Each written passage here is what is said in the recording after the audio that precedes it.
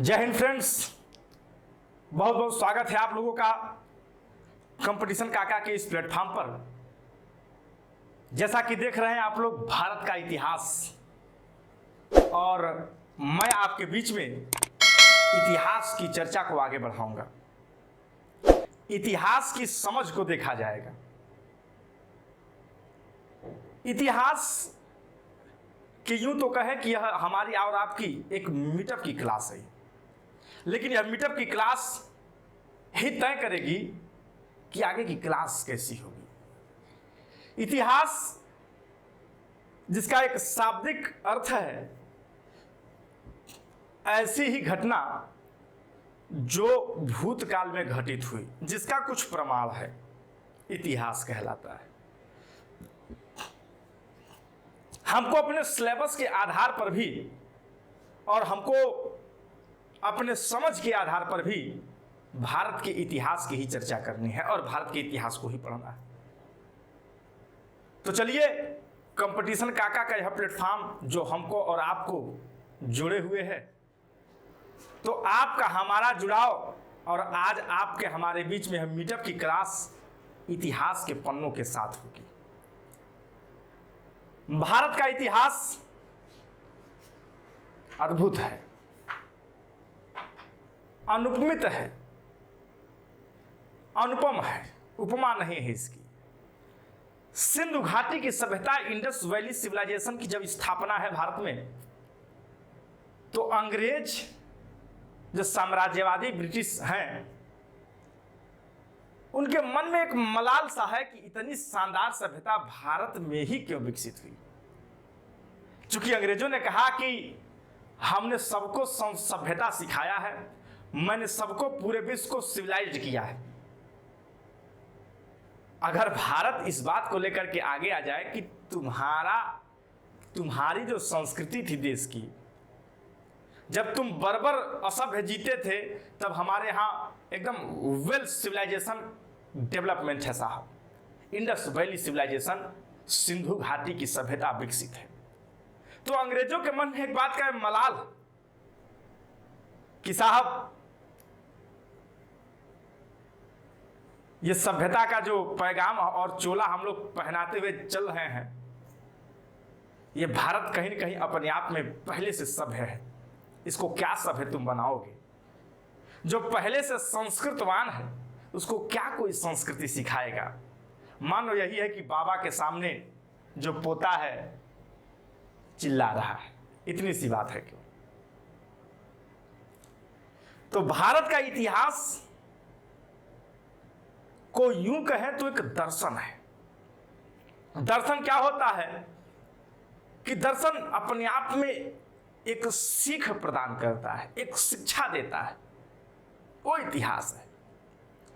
मेरा तो मानना यह है कि भारत में जन्मा हर वह व्यक्ति जो भारत की राष्ट्रीय एकता को अपने हृदय में संजो कर रखता है,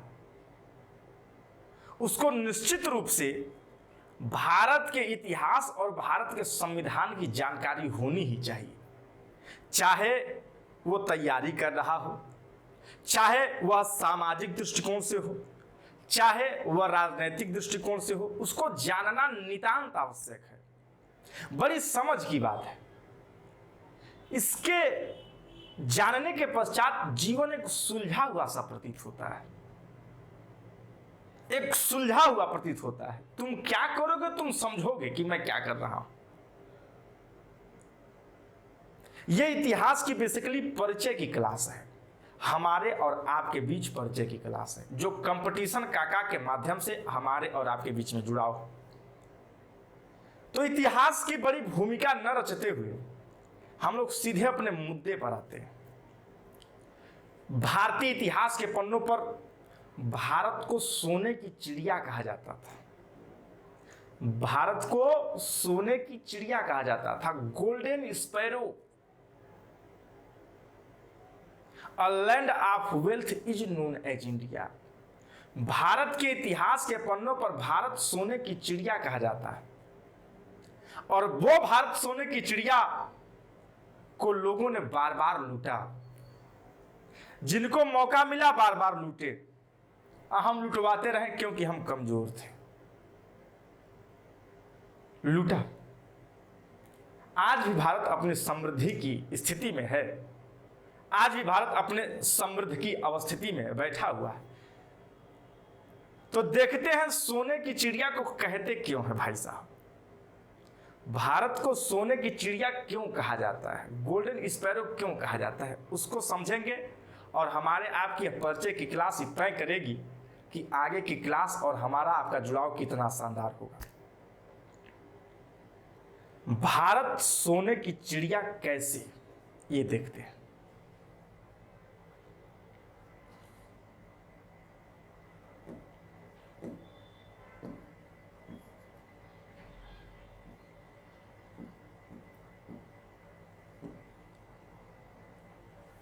भारत को सोने की चिड़िया कहा जाता है, भारत को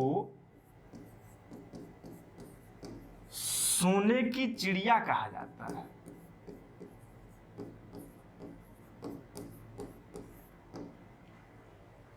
गोल्डन स्पैरो क्यों कहा जाता है, तो इसके 3 कारण हैं।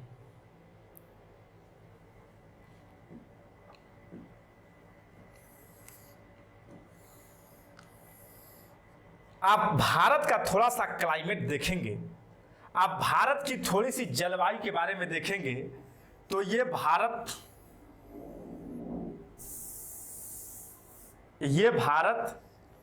और भारत दोआबों का देश है साहब, दोआबों का। तब बांग्लादेश तो अपने था सब।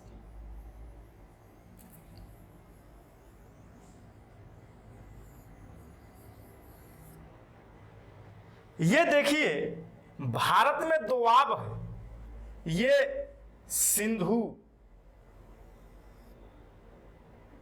झेलम, चेनाब, रावी, ब्यास और सतलज।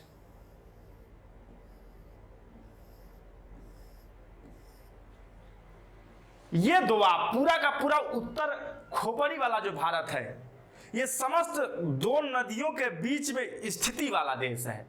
2 नदियों के बीच की स्थिति को दोआब कहते हैं। और दोआब में इतना उर्वरा शक्ति होता है कि बिना कोई कंपोस्ट डाले, बिना कोई यूरिया डाले अनाज का उत्पादन बहुत होता है, अनाज का उत्पादन बहुत हो। गांव में आप देखे होंगे कि सिंचाई वाले क्षेत्रों के किनारे किनारे का जो क्षेत्र होता है, जो नहरों के किनारे का क्षेत्र है, वहां अनाज बड़े शानदार तरीके से बैठते हैं। धान आपने डाल दिया, धान आपने रोपा है, तो वह धान बड़ी मजबूती के साथ निकलता है।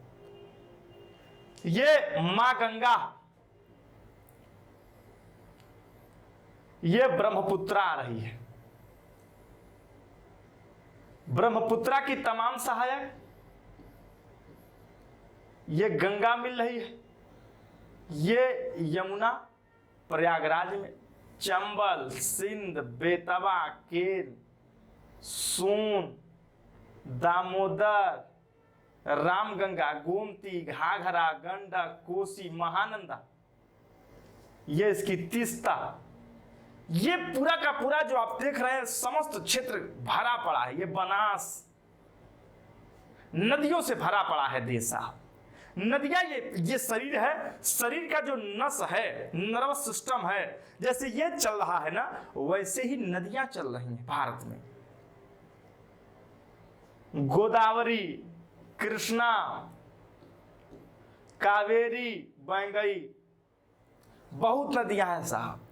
यहां से नर्मदा, तापी, महानदी, समस्त क्षेत्र जो है, भारत का समस्त क्षेत्र जो है उर्वरा शक्ति से भरा हुआ है।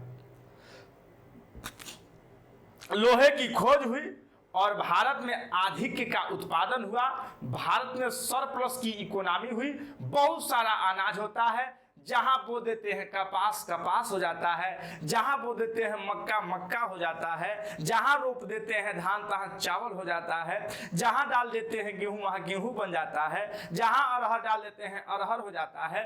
तमाम प्रकार की साहब उर्वरा शक्ति हमारे भारत को समृद्ध कर दिया, भारत में बहुत पैसा ला दिया। सपोज करिए आपके पास मात्र 1 बीघे जमीन है, पड़ोसी वाले के पास 10 बीघा जमीन है, लेकिन उसके पास जो 10 बीघा जमीन है वह सारी की सारी भूमि बंजर है, ऊसर है, उसमें खेती ही नहीं होती है। और आपका जो 1 बीघा जमीन है वह बढ़िया तराई के क्षेत्र में है, हर साल गेहूं का उत्पादन ठीक ठाक करते हैं, तो पैसा आपके पास होगा कि उसके पास होगा? उसके पास होगा, जिसके पास 1 बीघा जमीन है और जहां पर खेती बढ़िया होती है। तो कहने का कुल मतलब है भारत दोआबों का देश है, दोआब है, और इसी दोआब में बहुत सारा प्राकृतिक संसाधन होता है, नेचुरल रिसोर्स होता है। तो भारत को समृद्ध करने में, भारत को प्रॉस्पेरिटी में लाने के लिए सबसे जो पहला कारण है वह है नेचुरल रिसोर्स, प्राकृतिक संसाधन। तो प्राकृतिक संसाधन पहला कारण, प्राकृतिक संसाधन, नेचुरल रिसोर्स,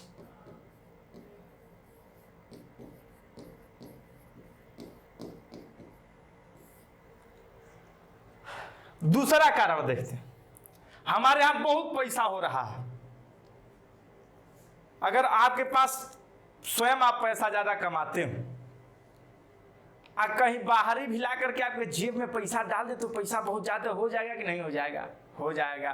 बचपन में आपने सीखा है, अगर आपके पास 10 चॉकलेट है, आपको 5 चॉकलेट और कोई दे दिया तो कितना हो गया? 15 हो गया, मतलब बहुत ज्यादा हो गया। अब यहाँ भारत में क्या हुआ कि भारत के उस परिदृश्य के क्षेत्र में, विश्व में क्या हुआ, मौसम की खोज हुई, मानसून की खोज हुई, मौसम प्रदेशों की खोज हुई। और जब मौसम प्रदेशों की खोज हुई तो यहां आप देखेंगे यह भारत है। भारत में बारिश जून में शुरुआत होती है। कौन सा मानसून लाता है? साउथ वेस्ट मानसून लाता है। क्यों? क्योंकि हवा ऐसे चलती है, हवा चलने का क्रम यह है। मानसून लौटता है, कब लौटता है? अक्टूबर महीने में ऐसे लौटता है, यहां से डेस्टिनेशन ऐसे जाती है, बंगाल की खाड़ी का मानसून। अब जब मानसून की खोज हुई, जब मानसून की खोज हुई तो तुरंत विश्व के क्षेत्रों में सी ट्रेड की कहानी शुरू हुई, समुद्री व्यापार की कहानी शुरू हुई, सी ट्रेड।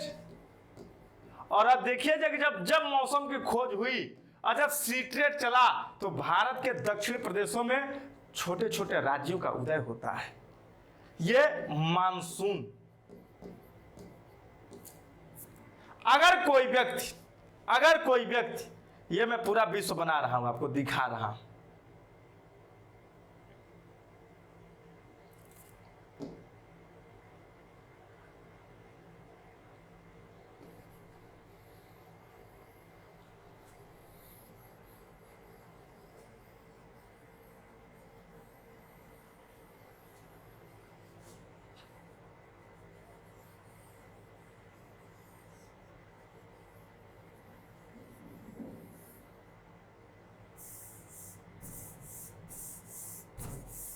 तुमको विश्व का मैप बना करके दिखा रहा हूं।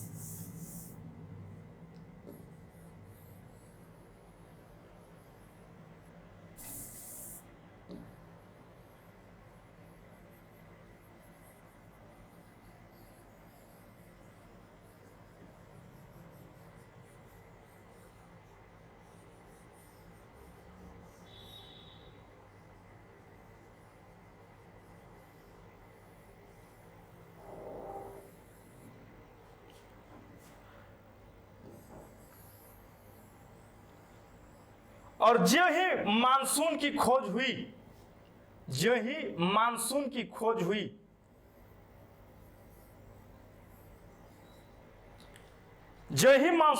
हुई, तुरंत ये अटलांटिक महासागर, ये हिंद महासागर।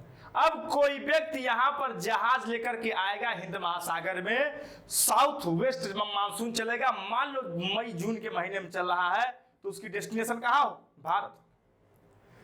अगर यूरोप से, ब्रिटेन से, फ्रांस से, जर्मनी से, अगर कोई भी यूरोपीय प्रदेशों से या कहीं से कोई माल जहाज में लेकर के उतरेगा अगर पानी में, तो जहाज की जो स्टीयरिंग होगी हवा के हाथों में होगी।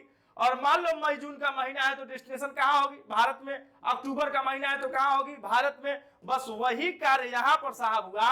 क्या हुआ वही कार्य यहाँ पर कि यहाँ पर साउथ वेस्ट का मानसून और नॉर्थ ईस्ट का मानसून, दोनों ने मानसूनों ने ला करके भारत में क्या कर दिया? सोने और चांदी का सिंक बना दिया। यूरोपी आते हैं, जापानी आते हैं, माल भर के आते हैं और भारत रुकते, भारत में व्यापार करते, क्योंकि मौसम उनको पहुंचा देता था भारत में। और जब भारत में व्यापार करते तो भारत हो गया सोने और चांदी का खदान हो गया। तीसरा कारण अगर जो रहा है वह रहा है सबसे प्रमुख कारण, balance of payment. Balance of payment, भुगतान संतुलन। ये तीन कारण भाई साहब, ये तीन कारण, प्राकृतिक संसाधन, मानसून और भुगतान संतुलन। कहीं किसी को पैसा देना ही नहीं। मैक्सिमम एक्सपोर्ट, अधिक से अधिक निर्यात और मिनिमम इंपोर्ट, कम से कम आयात, ज्यादा से ज्यादा निर्यात। हम लोग बहुत अधिक बेच रहे हैं और यही भारत, ये भारत हमारा, यही तीन कारण, नेचुरल रिसोर्स है, भगवान दे रहा है। और भगवान दे रहा है, मानसून भी आ गया। अगर कोई चाहता कि हम मलक्का चले जाएं, मलेशिया चले जाएं, तो वह न जा पाता, क्योंकि मानसून उसको खींच करके भारत लेकर पहुंचा देता। भारत जब मानसून लेकर आता किसी भी बड़े व्यापारी को, तो व्यापारी हमारे भारत में व्यापार करता था। और तीसरा रहा हमारे राजा महाराजाओं का भुगतान संतुलन। हमको कुछ खरीदना ही नहीं कहीं से है, बहुत हमारे पास पहले से है। हमको क्या खरीदना है? अरे तो शाही वर्ग के लिए घोड़ा मंगाया जाता था, घूमने टहलने के लिए मंगोलिया से घोड़ा आता था, और मंगोलिया से घोड़ा आता था और उसके साथ ही साथ मदिरा मंगाते थे, मदिरा मंगाते थे, मदिरा मंगाते थे।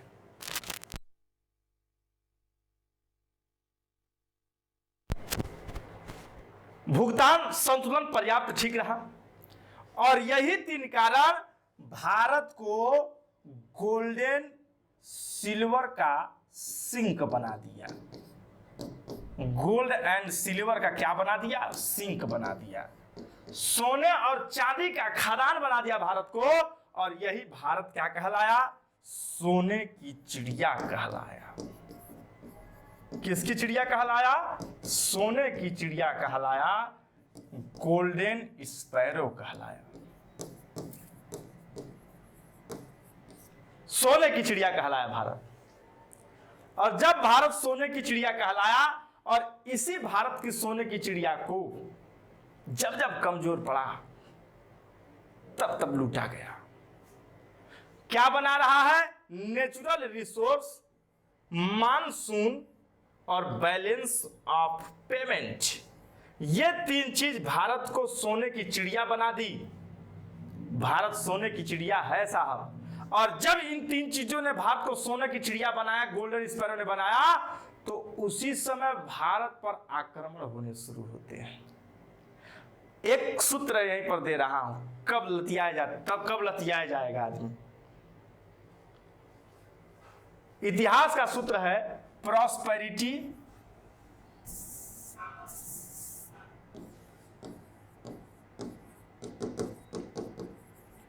Can not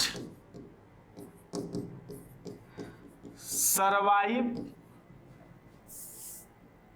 weakness. समृद्धि कमजोरी के साथ नहीं रहती।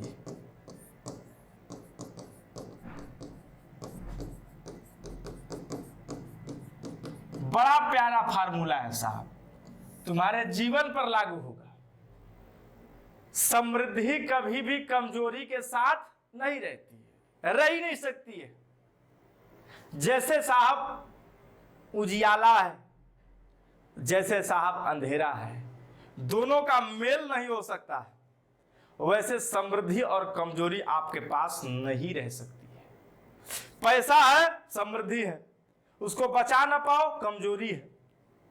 साहब होता बड़ा महल बना लिए हो, अकेले रहते हो, आसपास झोपड़ियां रहती हैं, झोपड़ी में लोग रहते हैं, और जब झोपड़ी में लोग रहते हैं, जिस दिन तुम कमजोर पड़ोगे उसी दिन लतियाए जाओगे।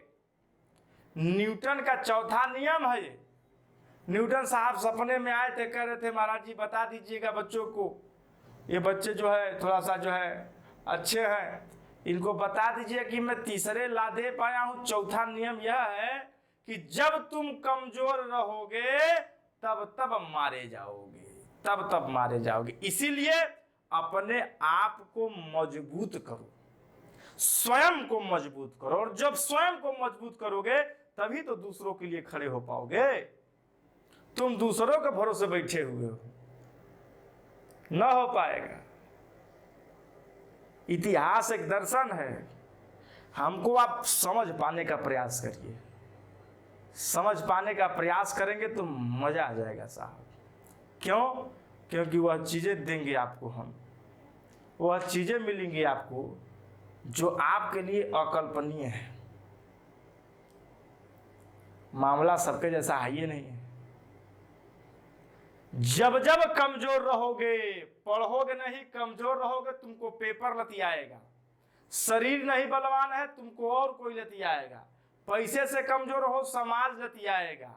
कहीं से भी कमजोर हो, मारे जाओगे।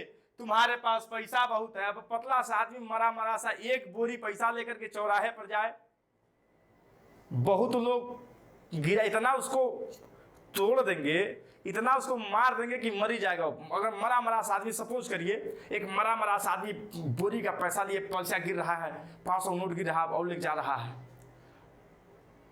हम ही मार देंगे। अब वही आदमी हिस्ट पुष्ट हो, जिम वाली बॉडी हो, ऐसे लेके कंधमा में दाब करके पैसा जाए, कोई छीन पाएगा? नहीं छीन पाएगा ना।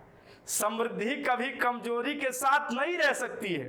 कमजोर रहोगे तो मारे जाओगे।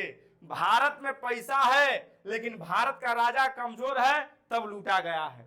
भारत में पैसा है, कमजोरी है, तब लूटा जाएगा। उदाहरण लो, एग्जाम्पल लो, इसका 2 एग्जाम्पल लो। 1000 AD की बात कर रहा हूं, 1000 AD की बात कर रहा हूं। आज दूसरी तरफ 18वीं सदी की बात करूंगा, 18वीं सदी की बात करूंगा। एक तरफ 1000वीं सदी की। इस समय क्या है कि हमारा देश बटा हुआ है, देश बटा हुआ है, शिक्षा है ही नहीं, अशिक्षित लोग हैं, अशिक्षित समाज, केंद्रीय सत्ता है ही नहीं। केंद्रीय सत्ता मतलब राजा बढ़िया कोई है नहीं, कोई राजा ठीक ठाक है ही नहीं। बढ़िया एम्पायर, मरुत्तर काल का पतन हो गया 1000 AD। अब उस समय हमारी देश की जो इकोनॉमी है, अर्थव्यवस्था है, इकोनॉमी समझना, समाज बटा हुआ है, अशिक्षित समाज है, केंद्रीय सत्ता नहीं है, अब्सेंट है। और हमारी इकोनॉमी कैसी है? हमारी इकोनॉमी है गोल्डन स्पैरो हमारा देश है, बड़ी पैसा हमारे पास है, प्रॉस्पेरिटी इकोनॉमी है, समृद्ध है भारत, बहुत पैसा है। और उसका फायदा उठाता है कौन? महमूद गजनवी। कौन फायदा उठाता है? महमूद गजनवी। भारत को 17 बार लूटेगा। क्यों? केंद्रीय सत्ता है ही नहीं, हम लोग बटे हुए हैं, हमारा डिवाइडेशन है, और हमारे पास पैसा बहुत है। जब हमारे पास पैसा बहुत होगा, हमारे पास ताकत नहीं होगी, तो कोई आएगा मारेगा, जिसकी मर्जी वह मारेगा, छीन ले जाएगा। मैसूर पढ़ाऊंगा, मैसूर बताऊंगा, मैसूर के पास पैसा बहुत है, 4 लोग लूट लेंगे उसको, मैसूर को। कौन कौन? निजाम, मराठा, अंग्रेज, फ्रांसीसी। इन चारों लोग ऐसा समझ बैठेंगे कि मैसूर कुछ ऐसा है कि जब जब पैसे की कमी हो तो मैसूर पर आक्रमण कर दो। राजा क्या है, चिक्का कृष्ण राजा ताथैया ताथैया करके नाचता है, नचनिया राजा बना हुआ है। अब बताओ नचनिया राजा से कैसे साम्राज्य होगा? नहीं हो पाएगा ना, नहीं हो पाएगा, छीन लिए जाएंगे। पिताजी की संपत्ति की अगर तुम सल्तनत वारिस हो, अयोग्य हो, तुम कुछ बोल नहीं पाते हो, तो चाचा सब हड़प लिए हैं, चाचा सब हड़प लेंगे, एक को छोड़ेंगे नहीं। इतनी नैतिकता कहाँ लोगों में है यार। इतिहास कह रहा है कि 1000 AD का समय है हमारे देश के इतिहास के पन्ने में। हमारे पास कोई वंश ही नहीं बढ़िया है जो केंद्रीय राजा के रूप में काम करे। समाज बटा हुआ है, समाज अशिक्षित है, पढ़ा लिखा ही नहीं है, संगठन नहीं है, लेकिन हमारे पास पैसा बहुत है। महमूद गजनवी उसका फायदा उठाएगा, तो तू महमूद गजनवी को दोष मत देना। दुनिया में 90 से 95% लोग 90 से 95% लोग दूसरों को दोष देते हैं। हमारे पिताजी हमको पढ़ाए नहीं, काहे नहीं पढ़ाए भैया? तो पता नहीं क्यों नहीं पढ़ाए, पैसा नहीं दिया, हम पढ़े नहीं, हम भिखमंगा हो गए, हम पागल हो गए, हमारे डैडी हमको पढ़ाए नहीं। किसके पढ़ाए थे रे? अब्दुल कलाम के पिताजी पढ़ाए थे क्या? डॉक्टर भीमराव अंबेडकर को उनके पिताजी पढ़ाए थे क्या? लेकिन भीमराव अंबेडकर साहब के लाइब्रेरी में अंततोगत्वा जो उनका पुस्तकालय था, 35,000 पुस्तकें थी। खूब पढ़ा उन्होंने, बहुत पढ़ा, पढ़ करके पागल कर दिया। हमको लगा कि पूरे समाज का बदला एक अच्छे व्यक्ति पढ़ लिया। 35,000 पुस्तक, कितनी पुस्तक पढ़ लिए हो?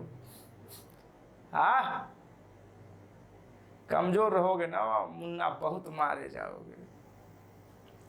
इसलिए अपने आप को मजबूत करिए, अपने आप की स्थिति को मजबूत करिए। जब आप मजबूत होइएगा ना, तब जाकर के किसी को मजबूत करिएगा। ऐसे हवा में ना बतियाइएगा।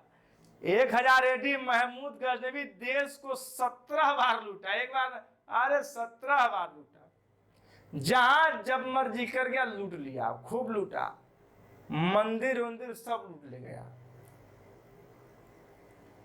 अब महमूद गजनवी को दोष ना दीजिएगा, हम खुदे बटे हुए हैं। हमारे पास केंद्रीय राजा कोई नहीं है, पैसा बहुत है, रखवाला कोई नहीं है, तब तो मारे जाएंगे। चौकीदार अगर कमजोर है तो लूटा जाएगा। दूसरा उदाहरण दे रहा हूं, 18वीं शताब्दी का दूसरा उदाहरण। समाज विभाजित है, बटा हुआ। 1707 में औरंगजेब मर गया, केंद्रीय सत्ता समाप्त हो गई, केंद्रीय सत्ता एब्सेंट है, अनुपस्थित है, और अर्थव्यवस्था गोल्डन स्पैरो है, सोने की चिड़िया है भारत। भारत सोने की चिड़िया है, गोल्डन स्पैरो आया, गोल्डन स्पैरो अर्थव्यवस्था। इसका मजा उठाएंगे यूरोपीय कंपनी। इसका फायदा कौन उठाएगा? यूरोपीय कंपनियां फायदा उठाएंगे। Prosperity can not survive with weakness. समृद्धि कभी भी कमजोरी के साथ रह ही नहीं सकती, रह पाएगी, नहीं रह पाए। आप बटे होंगे तो आपको अकेले अकेले इतना मारेंगे सब कि आप भूल जाएंगे कि कभी आप संगठित थे। अंग्रेज यही तो किए, 2 भाइयों को पकड़ा, एक को अकेले मारा, एक को अकेले मारा। जब दोनों मिले तो कहे भैया दोनों मार खाए क्या? कहा कौन? अंग्रेज। चलो क्रांति हो गई, जन आंदोलन हुआ।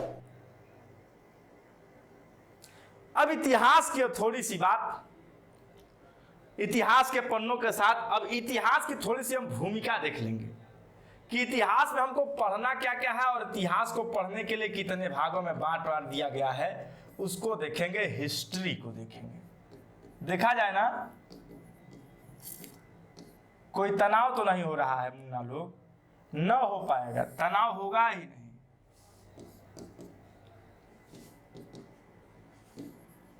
तीन भागों में बांट देते हैं इतिहास को पढ़ने की दृष्टि से। अंग्रेजी इतिहास ने इसे तीन भागों में बांट दिया। कहा प्राचीन, कहा ठीक, कहा मध्यकालीन, कहा ओके, फिर कहा आधुनिक पढ़ लेना। कहा यार ये भी ठीक है। प्राचीन कहां से कहां तक पढ़ लेंगे भाई साहब? तो कहा प्राचीन पाषाण काल से लेकर के हर्षवर्धन की मृत्यु तक पढ़ लेना, तुम्हारा प्राचीन हो जाएगा। हर्षवर्धन की मृत्यु मतलब जब से आदमी का जन्म होगा, पाषाण काल से लेकर के हर्षवर्धन की मृत्यु तक, अर्थात वर्धन वंश तक का इतिहास पढ़ लेंगे। प्राचीन इतिहास पूरा हो जाएगा। बीच में थोड़ा सा राजपूतों का काल आएगा, राजपूत काल, इसकी भी चर्चा हम लोग करेंगे, सवाल यहां से भी बनता है। मध्यकालीन की शुरुआत करेंगे तो मध्यकालीन की शुरुआत होगी मुहम्मद साहब के उदय या इस्लाम के उदय से लेकर के 1707 औरंगजेब की मृत्यु तक। औरंगजेब की मृत्यु तक हम लोग मध्यकालीन में पढ़ेंगे, मिडुअल हिस्ट्री में पढ़ेंगे। इसको एंशिएंट कहते हैं, इसको मिडुअल कहा जाता है, और इसको मॉडर्न कहते हैं। आधुनिक की शुरुआत हम लोग करेंगे यूरोपीय कंपनियों के आगमन से। यूरोपीय कंपनी भारत में प्रवेश करेगी, पुर्तगाली होगी, डच होगी, डेनिश होगी, अंग्रेज होंगे, स्वीडिश होंगे, फ्रांसीसी होंगे इत्यादि। कंपनी का आगमन कैसे आई और कहां कंपनी की स्थापना की, लेकर के 1947 आजाद भारत तक। यही इतिहास के पन्नों पर हमको पढ़ना है। अब इतिहास के पन्ने में इतना पढ़ना है तो थोड़ा सा और इसको हम बढ़ाने का प्रयास करेंगे कि प्राचीन इतिहास में किसको पढ़ना है, मध्यकालीन में किसको कितना पढ़ना है, और आधुनिक में कितना पढ़ना है। पूरा एकदम इंट्रो की क्लास और पूरा एकदम डिस्क्राइब कर दिया जा रहा है। तो प्राचीन इतिहास की चर्चा हम करेंगे। देखिए, प्राचीन, प्राचीन को भी पढ़ने की दृष्टि से तीन भागों में बांट दिया गया। प्राचीन को पढ़ने की दृष्टि से तीन भागों में बांट दिया गया। एक प्राक ऐतिहासिक काल,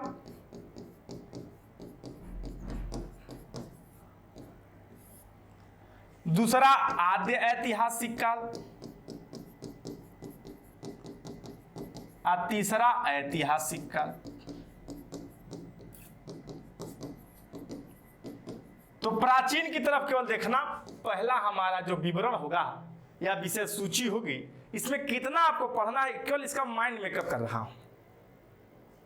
अब प्राचीन इतिहास में इसको भी पढ़ने के लिए तीन भागों में, प्राक, आद्य, ऐतिहासिक काल। बहुत बड़े बड़े नाम से तनाव 1% न लीजिएगा मुन्ना लोग, कुछ है ही नहीं।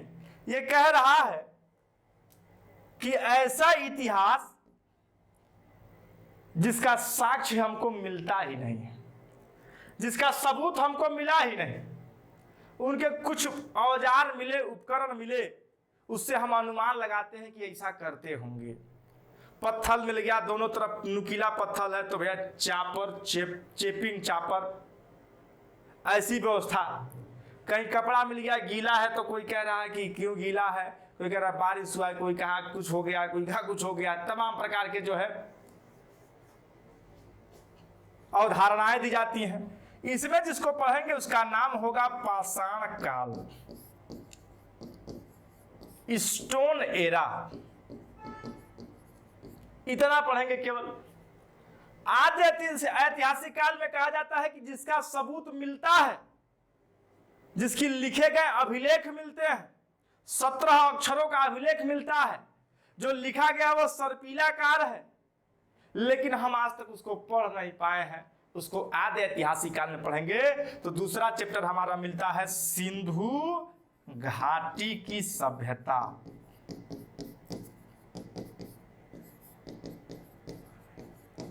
Indus valley civilisation.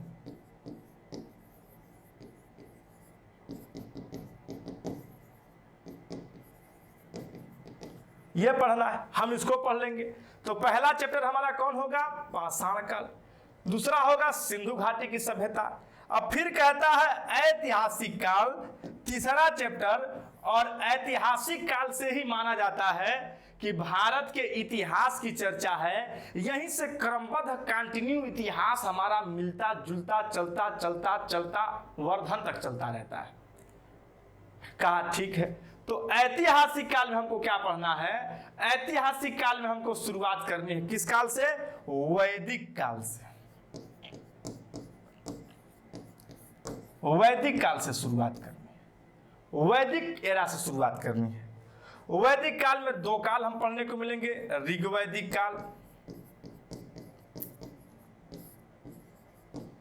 और उत्तर वैदिक काल।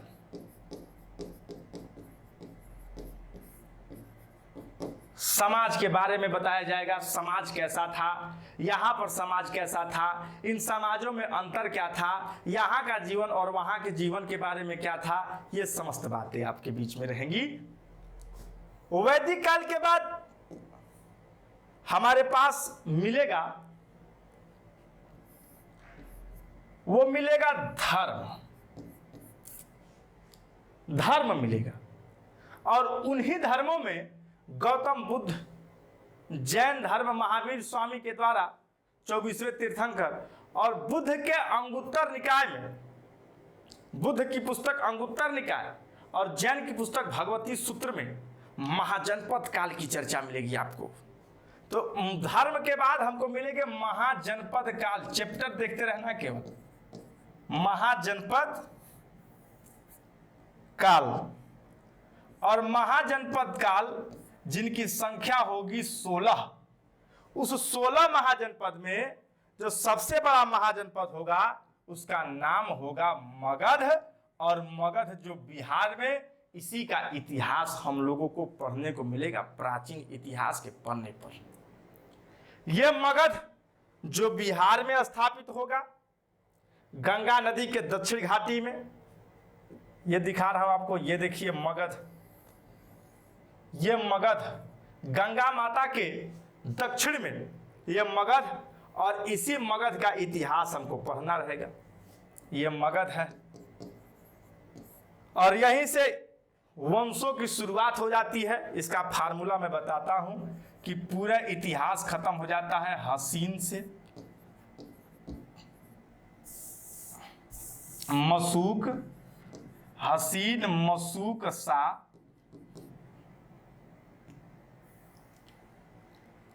ISP के, गुप्त वंश और वर्धन वंश। हसीन, मशूक, सा, ISP के, गुप्त, वर्धन। अब एक एक अक्षर को उठाओ, उनका नाम लिखते चलो। हर्यक वंश, शिशुनाग वंश, नंद वंश, मौर्य वंश, शुंग वंश, कण्व वंश, सातवाहन वंश, इंडो ग्रीक, जिसको हिंद यूनानी भी कहते हैं, शक, पहलव और कुषाण। कनिष्क राजा होगा। गुप्त साम्राज्य, गुप्त साम्राज्य है, श्रीगुप्त इसकी स्थापना करेंगे। और वर्धन वंश, वर्धन वंश है, वर्धन है। इसी में इसका अंतिम शासक होगा हर्षवर्धन। हर्षवर्धन की मृत्यु हो जाएगी, प्राचीन इतिहास समाप्त हो जाएगा। अब इसमें कुछ बातें बता दूं मैं आपको। जैसे हर्यक वंश की स्थापना किया सबसे पहले राजा बिंबिसार ने।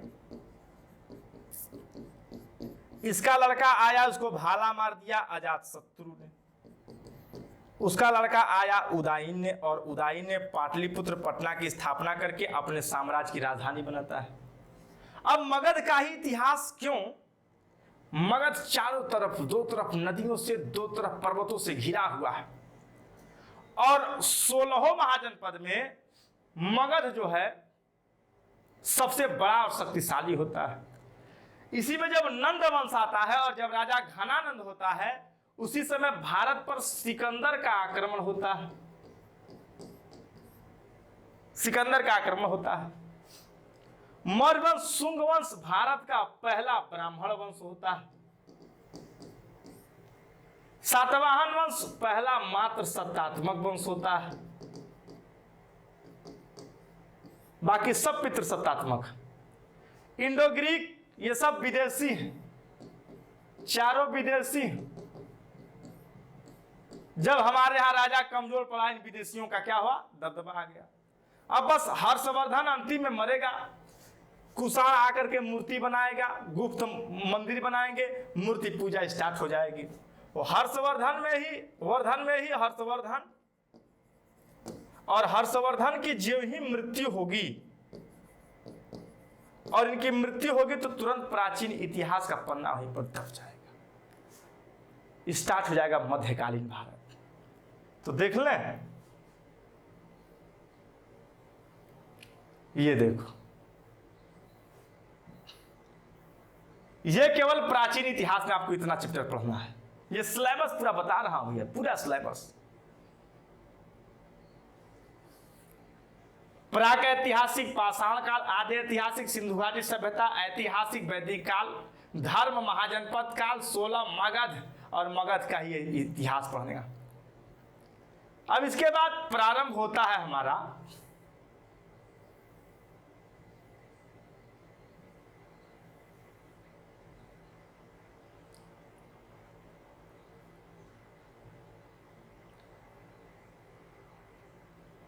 मध्यकालीन इतिहास। तो मध्यकालीन इतिहास को भी देख लो।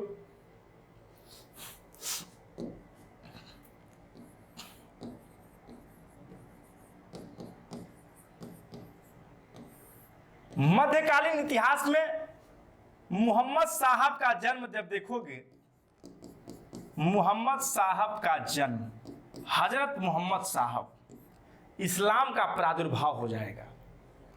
अब्दुल्ला और अमीना के घर कुरैशी कबीले में अरब प्रायद्वीप पर मक्का में मोहम्मद साहब का जन्म 570 ईस्वी में होगा। बाल्यावस्था में ही इनके माँ बाप की मृत्यु हो जाती है। अब्दुल्ला और अमीना मर जाते हैं। इनके चाचा अबू तालिब इनका लालन पालन करते हैं मोहम्मद साहब का। मोहम्मद साहब बचपन से ही अपने बाल क्रीड़ा में इनका मन नहीं लगता था। जाकर के मक्का में, वही बगल में एक पहाड़ी थी, हीरा नामक पहाड़ी थी, उस पहाड़ी में जाकर के ध्यान क्या करते थे। शायद वह कुछ खोज रहे हैं, शायद उनको भी नहीं पता क्या खोज रहे हैं। एक रात फरिश्ता आया और फरिश्ते ने, जिब्राइल ने इनको कहा कि तुम तो अल्लाह के बंदे हो, अल्लाह के दूत हो, अल्लाह के राजदूत हो, तुम पैगंबर हो, जाओ ज्ञान और सत्य की बात सबको बताओ। अल्लाह गए, मक्का में बात किए, मक्का में कोई सुना नहीं। मदीना गए, मक्का से मदीना की यात्रा की। मदीना की यात्रा करते समय मक्का और मदीना, पूरा अरब प्रायद्वीप इस्लाम में बदल गया, इस्लाम में बदल गया, और इस्लाम धर्म का वही उदय हो गया। वही इस्लाम धर्म भारत में आता है, और भारत में आता है तो उसमें से जो इस्लाम धर्म को स्वीकार कर लेंगे तुर्क, वह तुर्क जब भारत में आएंगे तो भारत में तुर्क आने के पश्चात दिल्ली सल्तनत की स्थापना कर देंगे, दिल्ली सल्तनत बना देंगे। तो मोहम्मद साहब पढ़ने के बाद दिल्ली सल्तनत हमको पढ़ना है। तुर्कों ने दिल्ली सल्तनत की स्थापना करेंगे, और इस सल्तनत में 5 राजवंश, गुलाम वंश,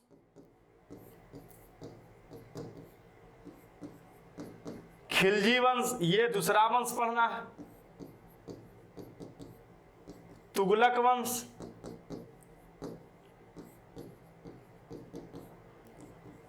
सैयद वंश और लोदी वंश।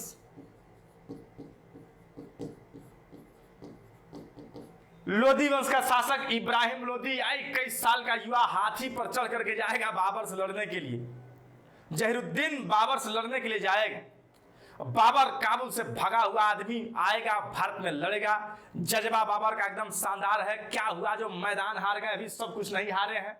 बाबर कहता है वो दृढ़ इच्छा शक्ति और अदम्य साहस जो कभी सर झुकाने और सजदा करने को तैयार नहीं। इब्राहिम लोदी को मारता है, तीर आंखों में लगता है, नीचे गिरते हैं। इब्राहिम लोदी का खेल खत्म कर देता है। एक मुसलमान दूसरे मुसलमान को पानीपत के युद्ध में मार देता है 1526 में।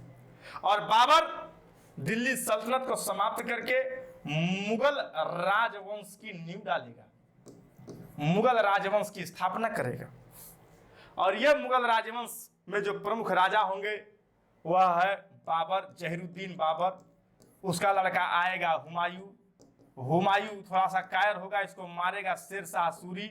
और सूरी वंश एक बीच में वंश डाल देगा, सूरी वंश। सूरी वंश को समाप्त करेगा फिर हुमायूं, और आएगा गद्दी पर बैठेगा। और इसके बाद राजा बनेगा अकबर। अकबर के बाद राजा बनेगा जहांगीर, पियक्कल राजा, सबसे बड़ा नशेड़ी राजा, लेकिन न्यायप्रिय शासक होता है। जहांगीर के बाद आशिक राजा आता है जिसका नाम होता है शाहजहां।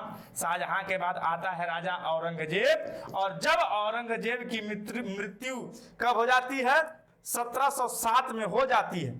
जब औरंगजेब की मृत्यु 1707 में हो जाती है तो तुरंत केंद्रीय सत्ता खत्म होती है और हमारे देश में, हमारे भारत में यूरोपीय कंपनियों का प्रभुत्व स्थापित होने लगता है। और वहीं से आधुनिक भारत की शुरुआत हो जाती है।